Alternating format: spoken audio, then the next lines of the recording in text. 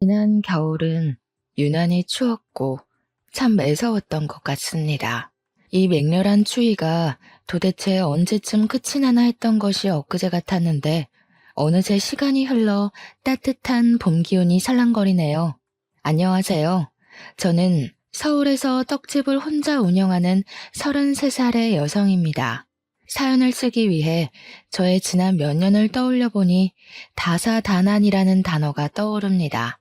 아침에 눈을 뜬다는 것 자체가 괴로울 정도로 힘들고 슬프고 분노에 가득 차 있었는데 이 또한 시간이 흐르니 제 마음이 안정되어 이렇게 여러분께 이야기할 수 있을 정도가 되었네요.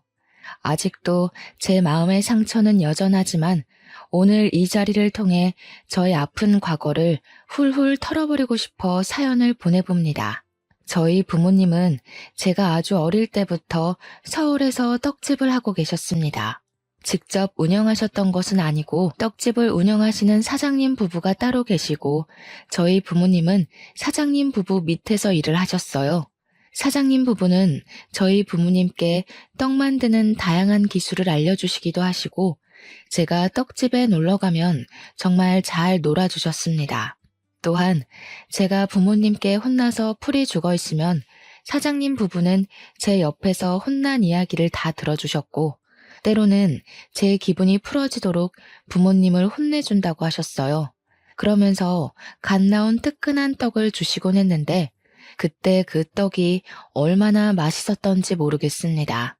아직도 그 맛은 잊히지 않네요. 저는 이렇게 잘해주시는 두 분을 삼촌 이모라고 부르며 사장님 부부를 우리 부모님보다 더 잘 따랐답니다. 제 인생 최고의 어른이신 사장님 부부에게는 아들이 하나 있었어요. 그의 이름은 이호준인데 학교에 다닐 때부터 공부를 참 잘했고 얼굴도 꽤 잘생기고 친구들에게 인기도 참 많았답니다.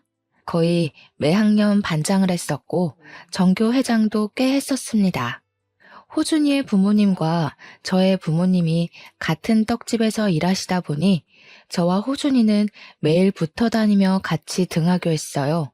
초등학교, 중학교, 고등학교까지 같은 학교에 다녔고 우리는 정식으로 사귀는 사이는 아니지만 둘도 없는 단짝이 되어 같이 공부도 하고 연애 상담도 하곤 했죠.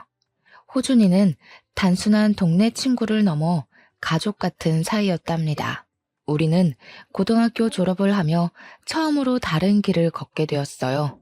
공부를 꾸준히 잘했던 호준이는 서울의 좋은 대학교에 진학했고 공부에는 크게 관심이 없던 저는 대학교에 떨어지고 무엇을 하며 살까 고민하고 있었습니다.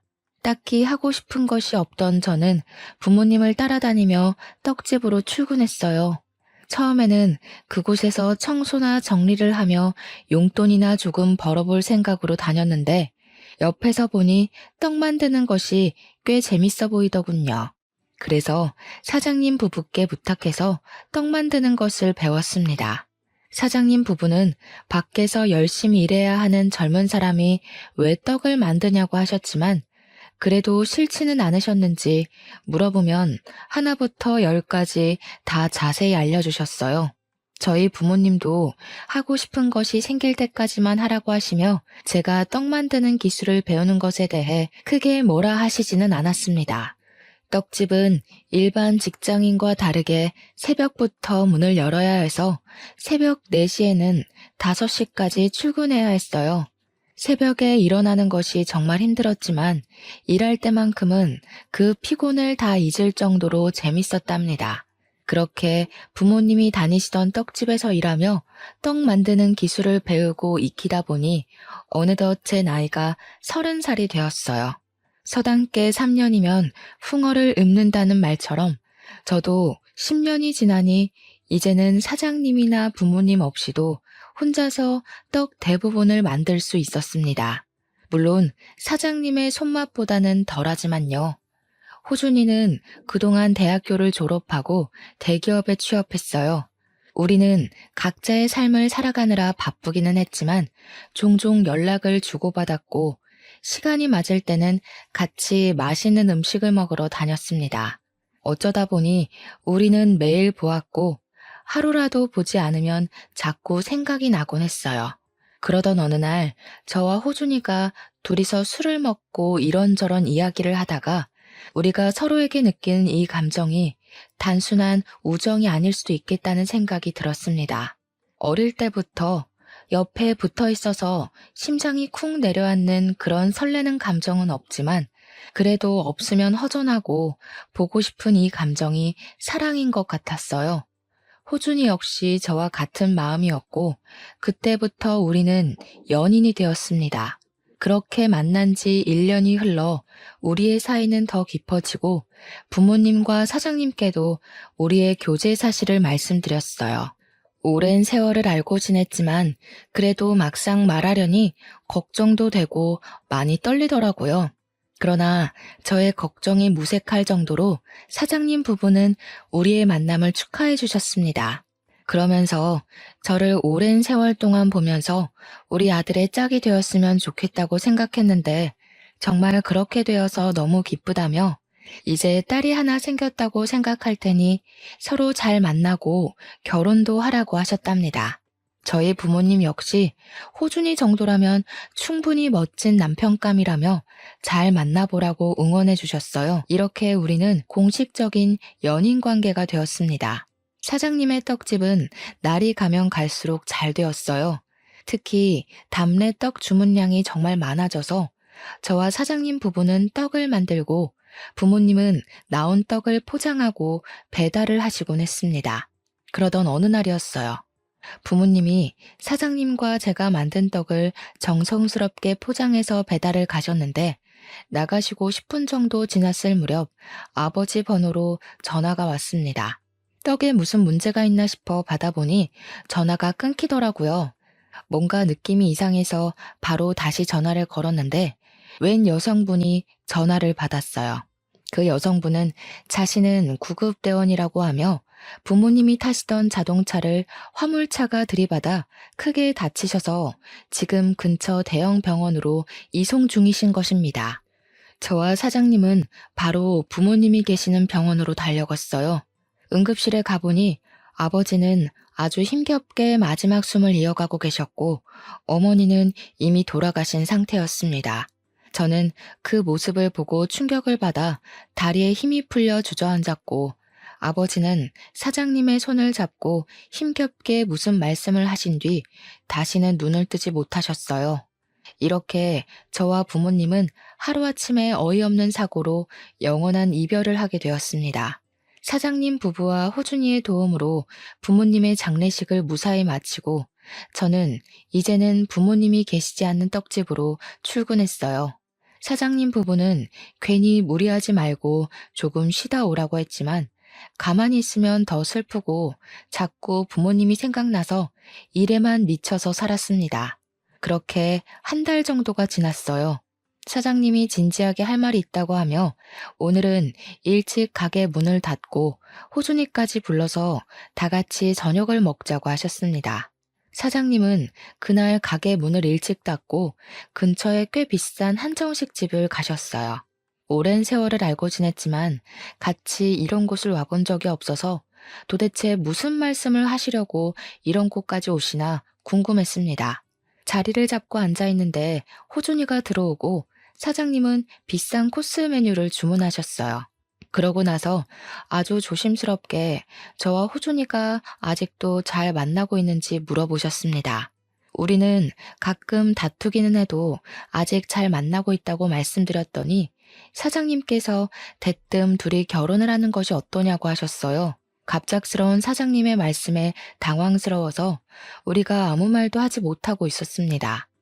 호준이가 갑자기 웬 결혼이냐고 물으니 사실 제 아버지가 사고로 돌아가시기 직전 우리 딸 지혜를 잘 부탁드린다고 말씀하시고 숨을 거두셨대요. 그 뒤로 사장님은 어떻게 해야 아버지의 유언을 들어줄 수 있을까 생각해봤는데 아무리 생각해도 저를 며느리로 드리는 것이 제일 나은 방법인 것 같았답니다. 그러면서 둘이 마음만 잘 맞고 괜찮다면 얼른 결혼하면 좋겠는데 우리 둘의 생각은 어떠한지 물으셨어요. 호준이는 어차피 결혼할 생각이 아예 없는 것도 아니었으니 결혼을 하겠다고 했고, 저 역시 호준이와 같은 생각이었습니다. 저와 호준이가 결혼하겠다는 의사를 밝히자 사장님은 잘 생각했다고 하시며 아주 좋아하셨어요. 그러면서 예물이나 예단 헌수 같은 것은 하지 말고 신혼집이나 살림살이는 사장님께서 다 마련할 테니 둘이 살림만 합치라고 하셨습니다. 그 뒤로 우리의 결혼은 아주 빠르게 진행되어 말이 나온 지 한 달 만에 정식 부부가 되었고, 어린 시절부터 저의 최고의 어른이었던 사장님 부부는 이제 시부모님이 되었답니다. 시부모님은 저를 정말 딸처럼 생각하셨어요. 시댁에 가서 음식을 먹을 때 해산물을 좋아하는 남편보다는 고기를 좋아하는 제 위주로 음식을 해주셨고, 시댁에서 설거지조차도 한 번을 해본 적이 없었습니다. 저를 위해 음식을 차려주셨으니 설거지를 하려고 해도 시부모님은 새벽부터 떡집에서도 일하고 집에서도 자기 아들 밥을 차리고 설거지 매일 할 텐데 무슨 시댁에 와서도 설거지냐고 하시며 절대 못하게 하셨어요. 또한 다 같이 TV를 보다가 뭐가 맛있어 보인다고 하면 다음날 아니면 다음 주에라도 반드시 음식을 사오시거나 만들어 주셔서 시부모님 앞에서는 맛있겠다는 말도 함부로 하지 못했답니다. 우리가 밖에 나가면 사람들은 다들 저를 시부모님의 친딸로 보았어요. 저는 그런 시부모님을 보면 꼭 돌아가신 부모님이 다시 살아서 오신 것 같았고, 많이 부족한 저를 진짜 딸처럼 잘 챙겨주시는 시부모님을 친부모님처럼 모시고 살아야겠다고 다짐했습니다. 남편 역시 저에게 너무 잘해주었어요. 아주 어린 시절부터 만나 설레는 감정은 없지만 남편이 퇴근하고 나서 집에 같이 있으면 편하고 참 재밌었습니다. 그런데 어느 날부턴가 남편의 표정이 점점 어두워지고 잠도 잘 못 자는 것 같았어요. 무슨 일이 있냐고 물으니 회사에 팀장님이 새로 오셨는데 남편과 너무 맞지 않는다는 것입니다. 사소한 일로 매일 혼내고 사람들 앞에서 인격 무시하는 발언까지 한다며 자존심이 너무 상해서 관두고 싶다고 했어요. 솔직히 지금 바짝 돈을 벌어서 모아야 할 때인데 급여나 복지가 좋은 회사를 관두는 것은 아닌 것 같아서 조금만 참아보라고 했습니다. 그랬더니 남편은 저에게 회사 생활을 한 번도 해보지 않은 사람이 사람으로 인해 스트레스 받는 이 기분을 어떻게 알겠냐고 하며 은근히 저를 무시하더라고요. 남편은 그 뒤로도 계속 힘들어했고 잠도 못 자고 밥도 잘 못 먹는 것 같았습니다. 시부모님도 점점 힘들어하는 남편을 보며 걱정을 많이 하셨어요. 남편은 몇 날 며칠을 힘들어하다가 결국 회사를 관둬야겠다고 하며 시부모님께서도 회사를 관둔다고 이야기했습니다. 시부모님은 남편에게 그래도 한 집안의 가장인데 무책임하게 관두는 것은 아니라고 하시며 지금 회사에서 나가면 뭐 해먹고 살 것이냐고 물으셨어요. 남편은 시부모님의 물음에 공무원이 되고 싶다고 했습니다. 공무원 역시 사람들과 함께 있어야 하니 사람 스트레스가 있기는 하겠지만 그래도 평생 직장인이 해볼 만하지 않겠냐며 한번 도전해보고 싶다고 했어요. 남편은 원래 한번 계획하면 무조건 밀어붙이는 성격이었고 그런 남편의 고집을 시부모님도 저도 꺾을 수가 없었습니다. 결국 남편은 남들이 다 부러워하는 대기업을 관두고 공무원 시험을 준비하게 되었어요. 남편은 퇴사하고 딱 하루만 쉬고 그 다음 날부터는 눈에 불을 켜고 공부했습니다. 새벽에 출근하는 저와 같이 일어났고 저보다 더 늦게까지 공부하다가 잠을 잤어요. 저는 그런 남편이 공부에만 매진할 수 있도록 집안일이나 식사 준비는 다 제가 했습니다. 남편이 공부할 동안 남편의 수입이 끊기고 저의 월급으로만 생활하려니 참 힘들었어요. 시부모님은 힘들면 언제든지 도와줄 테니 말하라고 하셨지만 이 집과 가전제품도 다 장만해 주셨는데 어떻게 또 손을 벌리나요? 그래서 힘들어도 아끼고 아껴가며 생활했고 다행히 남편은 열심히 공부해서 공무원 시험 준비한 지 1년 반 만에 합격했답니다. 시부모님은 남편에게 지혜가 내조를 잘해줘서 합격한 것이라고 하며 저에게 고마워하라고 했습니다. 저는 아무것도 한 것이 없는데 시부모님께서 이렇게 치켜 세워주시니 너무 민망했어요. 남편은 그 뒤로 신규자 교육을 받고 집 근처 행정복지센터로 발령을 받아 그곳으로 출퇴근을 했고, 저는 항상 그래왔듯 시부모님의 떡집에서 일하고 있었습니다. 이제는 시부모님의 도움 없이도 시부모님이 만드신 떡과 비슷한 맛을 낼 수가 있었어요. 저는 이렇게 맛있는 떡이 이 동네뿐 아니라 다른 지역에서도 더 많이 팔리기를 바랬습니다. 요새는 온라인으로도 떡 케이크나 답례떡을 많이 판매하길래 시부모님께 인터넷으로 판매를 해보자고 제안했어요. 시부모님 역시 온라인 판매를 생각하고 계셨다고 하시며 한번 시작해보자고 하셨습니다. 처음 한 달 동안은 음식을 택배로 보내다 보니 택배 사고가 빈번하게 일어났지만 점차 우리에게도 요령이 생겼어요. 그래서 두 번째 달부터는 택배 사고가 거의 없었고 여기저기 홍보도 많이 해서 매출이 꽤 많이 일어났습니다. 시부모님은 온라인 판매를 시작한 뒤로 떡집에서 발생하는 순이익의 절반을 저의 월급으로 주시며 앞으로 이 떡집을 아들이 아닌 저한테 물려줄 테니 한번 잘 운영해 보라고 하셨어요. 남편은 새로운 곳에서 일을 배우느라 많이 힘들어 보였습니다.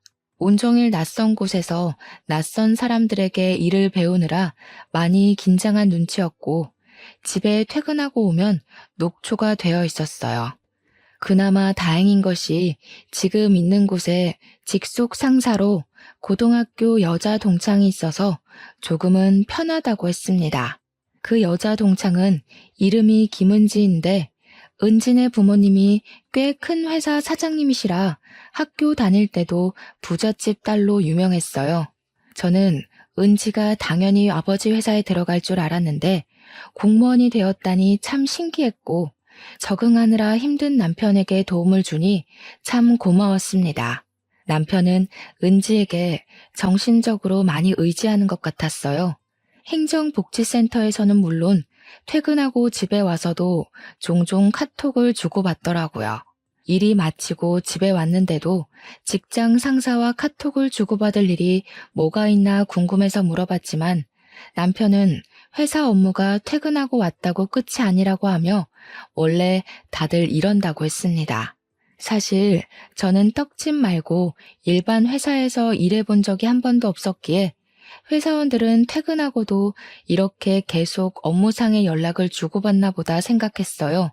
그리고 무엇보다 저는 새벽에 출근해서 매일 일찍 잠을 자야만 했기에 남편이 밤늦도록 카톡을 해도 거기에 대해 신경 쓸 겨를도 없었습니다. 하루는 남편이 은지한테 너무 많이 도움을 받는다고 하며 다 같은 고등학교 동창이니 주말에 함께 밥을 먹자고 했어요. 저는 오랜만에 동창을 만날 생각에 그저 좋았습니다. 만나기로 약속한 주말이 되었어요. 저는 그냥 평소에 입던 대로 입으려고 했는데 남편은 그래도 오랜만에 친구를 만나니 예쁘게 잘 차려입고 나가라고 했습니다. 제가 소개팅을 하는 것도 아니고 고등학교 여자 동창을 만나러 가는데 왜 굳이 그래야 하냐고 했어요. 그랬더니 남편은 결혼한 사람이 예쁘게 잘 꾸미고 다니면 서로 보기 좋지 않겠냐고 했습니다. 이 일로 저와 남편은 살짝 투덕거리다가 결국 남편이 골라준 옷을 입고 조금 늦게 식당으로 향했어요. 은지는 이미 식당에 와 있었습니다. 제 기억 속의 은지는 그저 귀여웠던 것 같은데 31살이 된 은지는 키는 작아도 세련되고 여자인 제가 봐도 정말 예뻤어요. 반면에 저는 떡집에서 일하는 흔하디 흔한 아줌마 같아서 뭔가 묘하게 비교되는 듯한 느낌이 들었습니다. 남편은 은지에게 참 상냥했고 은지는 그런 남편의 행동이 꽤 익숙해 보였어요. 제 남편이 그러는 모습이 참 낯설기도 하고 기분이 좋지 않았지만 다 같은 친구이니 그럴 수도 있겠지 하고 말았습니다. 저는 은지에게 남편이 지금 힘든 시기인데 여러모로 도와줘서 고맙다고 했어요.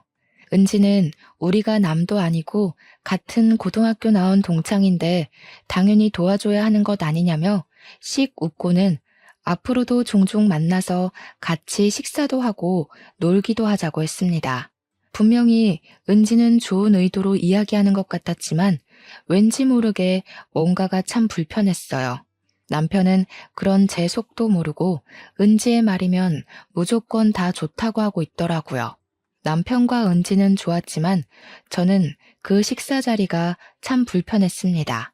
그날 집에 오면서 남편은 은지 옷 입는 거 봤냐고 하며 저와 은지가 같은 나이인데 왜 그리 옷도 못 입고 아줌마가 되었냐고 타박을 했어요. 저는 솔직히 제가 회사에 다니는 것도 아니고 남들이 거의 보지 않는 새벽에 나가서 일찍 퇴근하는데 꾸밀 일이 뭐가 있냐고 했습니다. 그래도 옷 입는 것 좀 신경 좀 써. 그러다가 내가 너를 여자로 안 보면 너 어쩌려고 그래? 그때 가서 후회하지 말고 평소에 관리도 좀 하고 옷 입는 것도 신경 써, 은지처럼. 아까 식당에서 은지랑 너 비교되었던 거 알아? 누가 봐도 은지는 20대로 보이고 너는 30대로 보이더라. 야, 아무리 그래도 어떻게 나한테 말을 그렇게 해? 솔직히 이런 말 너한테 듣는 거 정말 불쾌해. 그리고 내가 꾸미기 싫어서 안 꾸미니? 네가 잘 다니던 회사 관두고 공무원 시험 본다고 하며 수입이 없는 바람에 아껴 쓰느라 꾸밀 수도 없었잖아. 넌 어떻게 말을 그렇게 하냐? 하긴 너같이 고졸의 떡집에서만 일하던 애가 사회생활이 힘든지 어떤지 어떻게 알겠어.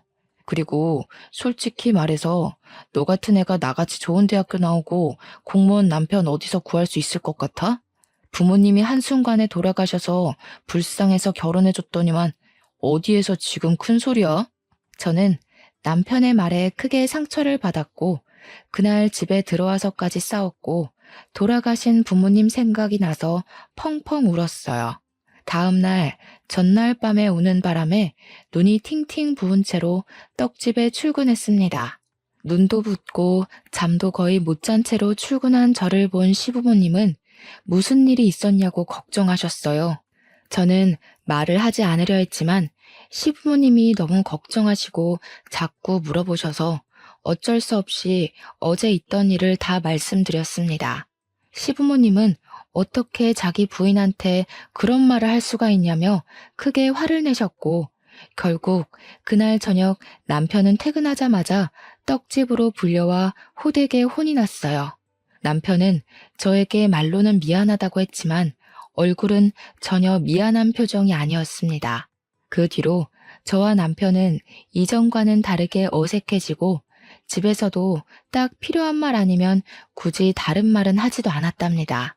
남편이 공무원이 된 지 2달째 되었을 때였어요. 남편 부서의 회식과 일이 많아져서 저녁을 매일 밖에서 먹었고 일주일에 1번에서 2번은 밤늦게까지 술을 먹고 들어왔습니다. 그리고 주말에는 갑자기 상가집이나 결혼식에 갈 일이 많았는데 꼭 혼자서만 다녔어요.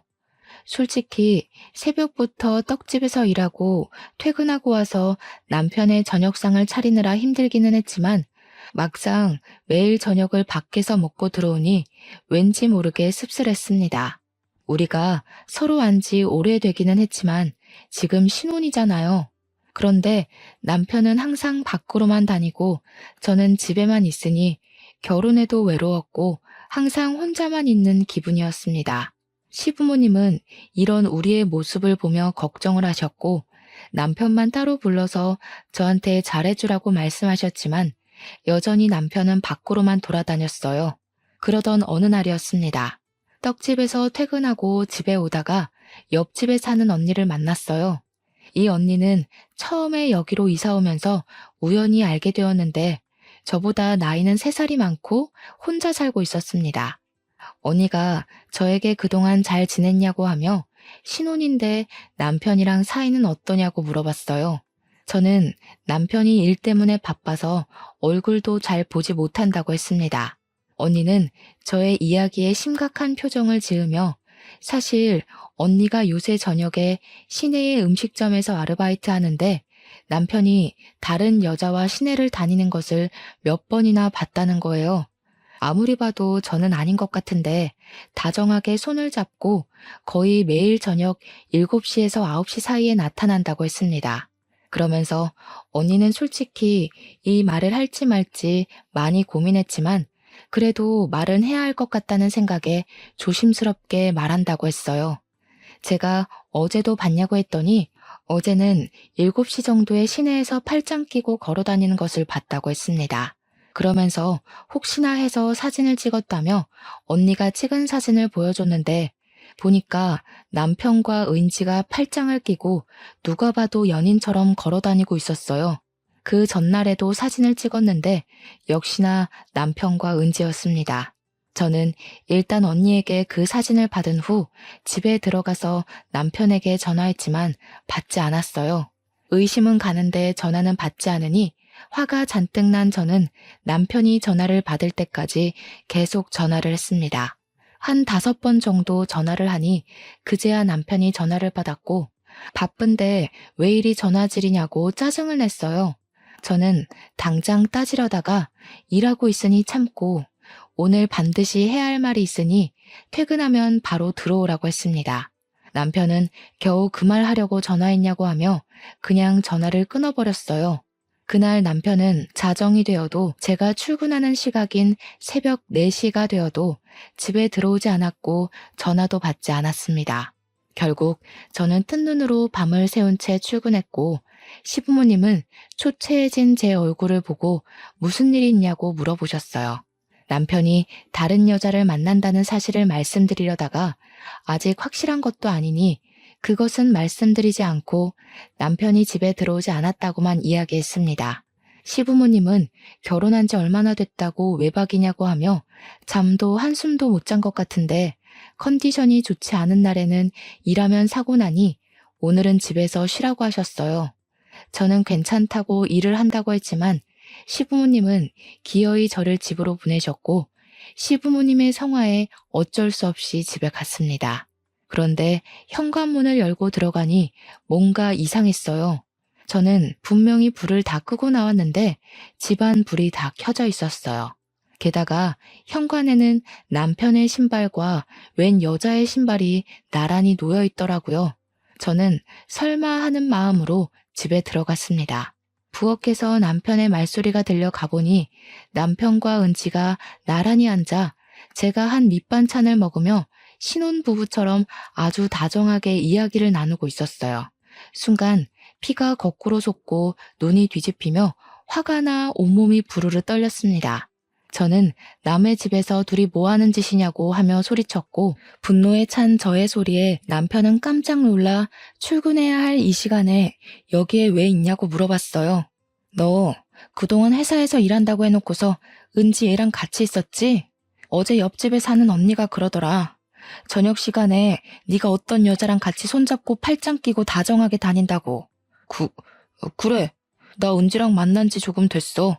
지질이 궁상인데다가 떡만 만드는 네가 이제 더는 여자로 안 보여. 네가 인물이 좋기를 하니, 집이 잘 살기를 하니, 아니면 여자로서의 매력이 있기를 하니. 아무리 생각해도 내가 너와 함께하는 미래는 행복하지 않을 것 같아. 그런데 은지는 예쁘지, 집안도 좋지, 매력도 있지. 이런 여자가 날 좋아한다는데 내가 왜 거절해? 안 그래? 어떻게 네가 나한테 그럴 수 있어? 아니 그럼 도대체 나랑 왜 사귀고 왜 결혼했어 왜? 한순간에 부모님 다 잃고 고아가 되어버린 네가 너무 불쌍했거든. 단순히 네가 불쌍해서 느끼는 연민의 감정이었는데 그게 사랑이라고 착각했지 뭐야. 내가 너와 결혼한 건 순수하고 젊은 시절에 내 실수였어. 사실 그동안 나와 은지 매일 데이트했고 우리는 서로서로 강력히 원하고 사랑해. 그리고 솔직히 대학교도 나오지 못하고 그깟 떡집에서만 일하는 너보다는 같은 공무원의 대학교 졸업한 은지가 나랑 더 잘 어울리지 않겠니? 그러니까 네가 이쯤에서 포기하고 물러나. 그러면 내가 위자료 섭섭지 않게 챙겨줄게. 너희 바람을 피워놓고선 뭐가 이리 당당해? 지금 이렇게 잘못하다 걸렸으면 무릎 꿇고 사과라도 해야 하는 거 아니야? 진짜 너무 황당해서 말이 다 나오지 않는다. 아, 피곤하다. 나랑 은지는 출근 전에 좀 자야겠으니까 온 김에 우리가 먹은 그릇 설거지나 하고 있어. 우리는 들어가서 좀 잘게. 어제 밤을 새웠더니 너무 피곤하네. 남편은 은지를 데리고 큰 방으로 들어가 문을 잠가버렸습니다. 저는 한순간에 동창에게 부부 침실을 빼앗긴 이 상황이 너무 황당해서 그대로 멍하게 있다가 구역질이 날 것 같아 집을 뛰쳐나갔어요. 밖은 아직 어두웠고 공기는 무척 차가웠습니다. 차가운 공기를 가로지르며 넋이 나가 걷고 또 걸었어요. 한참을 멍한 상태로 걷다가 정신 차리고 보니 떡집 앞이었습니다. 시부모님은 떡집에서 일하시다가 정신이 나간 채로 문 앞에 있는 저를 발견하시고는 깜짝 놀라셨어요. 시어머니는 일하시다가 말고 나오셔서 도대체 둘이 무슨 일이 있는 것이냐고 물으셨습니다. 저를 걱정스럽게 보시는 시부모님의 얼굴을 보니 갑자기 눈물이 왈칵 나더니 어린아이처럼 대성통곡을 했어요. 어머니는 그런 저에게 아무것도 묻지 않고 그저 어깨를 토닥이시며 안아주셨고 저는 따뜻한 어머니의 품 안에서 한참을 울었습니다. 저의 울음이 어느 정도 그쳐지고 진정되자 어머니는 도대체 무슨 일이 있는 것이냐고 물어보셨어요. 저는 그동안 남편이 집에 매일 늦게 들어왔던 것부터 조금 전에 제가 집에서 보고 들은 이야기까지 하나도 빠짐없이 다 말씀드렸더니 나의 이야기를 들으시던 시아버지는 처음에는 욕을 하시다가 지금 신혼집 안방에서 둘이 같이 누워있다는 이야기를 들으시고는 작동하던 모든 기계를 다 꺼버리셨어요. 그러고서는 오늘은 장사하지 않는다고 하시며 가게 문을 닫으시고는 바로 우리 집으로 향했습니다.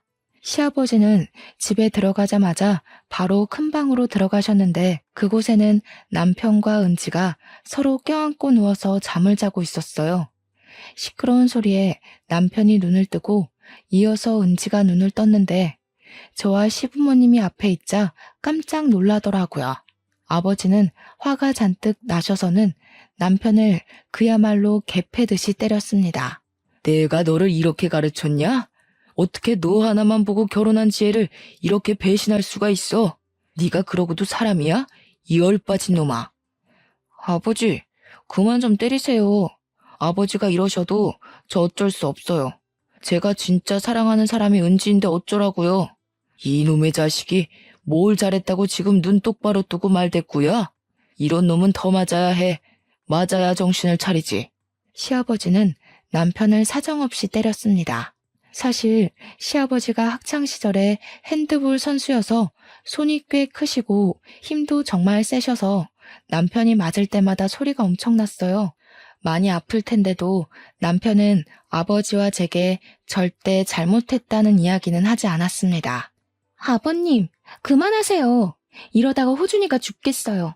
정말 아들이 죽을 때까지 때리실 작정이세요? 이게 뭘 잘했다고 큰 소리야? 납작 엎드려서 죄송하다고 싹싹 빌어도 모자랄 판국에 당장 이 집에서 나가.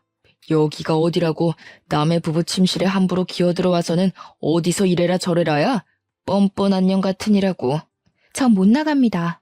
호준이랑 여기서 같이 나갈 거예요. 두 분이 아무리 뭐라고 하셔도 저와 호준이는 영원히 사랑하고 끝까지 함께 할 겁니다. 그러니 저한테 나가라고 이야기하지 마세요. 두 분도 호준이 이제 그만 괴롭히시고요. 애초부터 사랑하지도 않은 사람이랑 결혼을 시키신 건 두 분이세요. 이것들이 정신이 나가도 단단히 나갔구나. 이 집 내가 마련한 집인 건 알지? 둘 다 당장 나가. 이호준, 이제 넌 내 아들 아니다. 나 너 호적에서 파버릴 거야. 그러니까 나가서 다시는 내 눈앞에 나타나지 마. 갈아 마셔도 시원찮을 놈들 같으니라고. 시부모님은 잘못을 인정하지 않고 오히려 당당한 남편과 은지를 집에서 내쫓아 버렸습니다. 저는 둘이 쫓겨나가는데 속이 후련하다기보다는 그저 눈물이 났어요. 도대체 이게 무슨 상황인가 싶고 왜 제게 이런 일이 생기나 싶었습니다.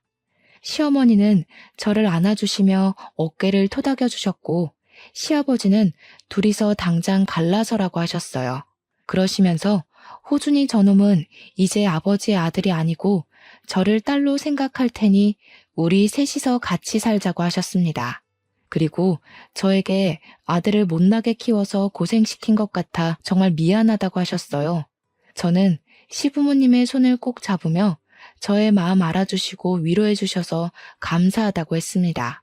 시부모님의 말씀에 너무 감사해서 울고 남편 때문에 화나서 울고 정말 이날은 온종일 펑펑 울기만 했네요.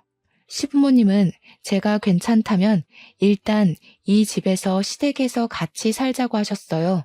이미 남편의 마음은 되돌릴 수 없을 정도로 떠났으니 이혼해야겠다는 생각이 들어서 알겠다고 했습니다. 그 길로 저는 제 짐을 다 챙겨서 시댁으로 들어갔어요. 시어머니는 잠도 못 자고 종일 먹지도 못하는 저를 위해 정성껏 죽을 끓여주셨습니다. 솔직히 음식이 입에 들어가지는 않았지만 일단 먹고 기운 차려야 잘못한 사람에게 화도 내고 복수도 할 수 있다며 먹기 싫어도 먹으라고 하셨어요. 시부모님도 자기 아들이 이런 짓을 저질렀으니 속이 말이 아니었을 텐데 그래도 제 앞에서 아무 내색하지 않으시고 저를 걱정하시고 위해 주시니 너무 감사했네요. 시부모님은 이제부터 여기가 우리 집이라 생각하고 뭐 하려고도 생각하지 말고 편히 지내라고 하셨습니다. 저는 그런 시부모님께 너무 감사했고 이분들의 진짜 딸이 되어 평생 모시고 살겠다고 다짐했어요. 혼돈의 하루가 지나고 다음 날이 되었습니다. 잠을 설치기는 했지만 조금 쉬니 마음이 많이 진정되었어요. 시부모님은 이미 새벽에 출근하셨는데 그 와중에도 시어머니는 저의 아침상을 차려주셨습니다. 식탁 위에는 당분간 집에서 쉬며 마음을 잘 추스르라는 쪽지가 있었어요. 그 쪽지를 보고 밥상을 보니 또 눈물이 왈칵 났고 저는 울면서 어머니께서 차려주신 밥을 겨우 먹었네요. 밥을 먹고 기운이 생긴 저는 바로 이혼 서류를 작성해서 남편을 만나러 갔습니다. 남편에게 남편이 근무하는 복지센터 근처의 카페에서 만나자고 하고 기다리는데 남편과 은지가 같이 들어오더라고요.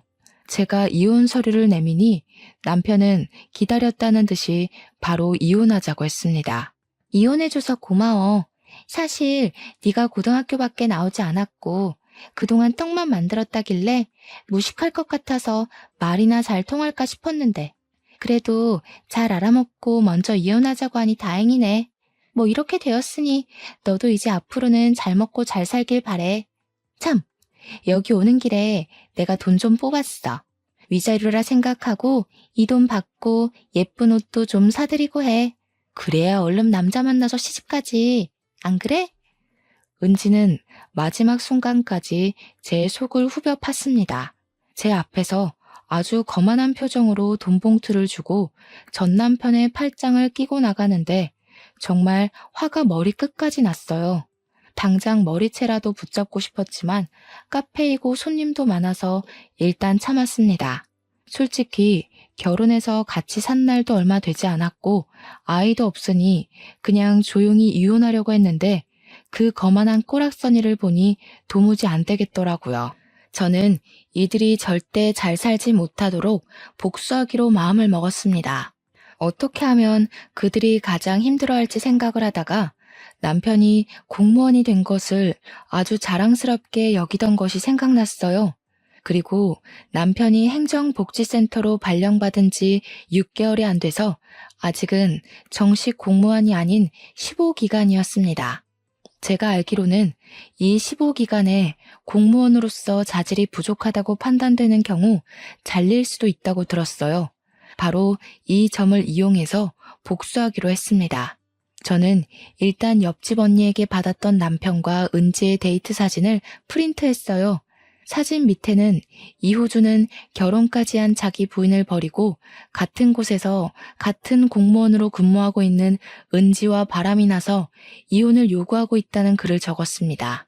그리고 무기명으로 남편이 근무하고 있는 행정복지센터에 사진을 퀵으로 보냈어요. 2시간 정도나 지났을까요? 남편에게 전화가 왔는데 화가 아주 잔뜩 나 있더라고요. 또 어떻게 사람 뒤통수를 이렇게 칠 수가 있어? 네가 보낸 사진 때문에 공무원에서 잘렸어. 내가 어떻게 된 공무원인데 이제 어찌할 거야? 내 인생 어찌할 것이냐고. 무슨 소리를 하는 거야? 사진이라니? 나는 그런 거 없는데? 솔직히 내가 그랬다는 증거라도 있어? 이거 시침이 떼는 것 좀 봐. 그런 사실 보낼 사람이 너밖에 없는데 모른 척 하지 마. 어떻게 은지한테 돈까지 받고 이런 짓을 벌여? 이럴 거면 은지한테 받은 위자료 다시 내놔. 그게 얼만지 알아? 자그마치 1,000만 원이야. 다시 다 내놔.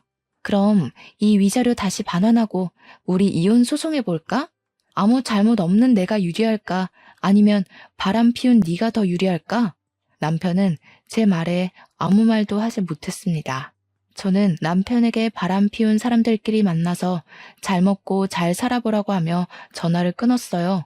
그날 저녁 퇴근하신 시부모님께 오늘 하루 동안 있었던 일을 다 말씀드렸습니다. 시부모님께는 그래도 자식인데 제가 이렇게까지 해서 죄송하다고 했어요.